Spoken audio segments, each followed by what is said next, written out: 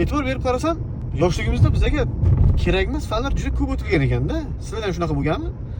Biologiya, matematika, fizika, mana shu fanlarni juda qattiq o'qish kerak deb aytardi.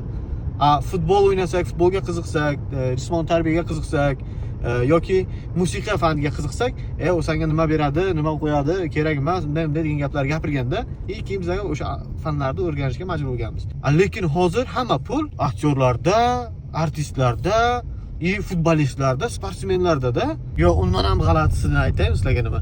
Onasi deyimsin, biologiyani o'rganda, biologiyani o'rgangan bitta o'rtog'imni bitta o'simlik ekuvdi. 10 yilga olib qamadi. Fizikani o'rganingda fizikani zo'r dedi. Bitta o'rtog'im bitta uskuna yaratdi, ustida ana bu soatchasi bor, sifrlar undan yonib-qarab tet qiladi. O'shanaqa narsa yaratdi, uni ham olib qama qo'ydi-da. Shunga o'ylayapman hozir. Biz qayerdadir xato qildikmi deb o'ylayapman-da shu.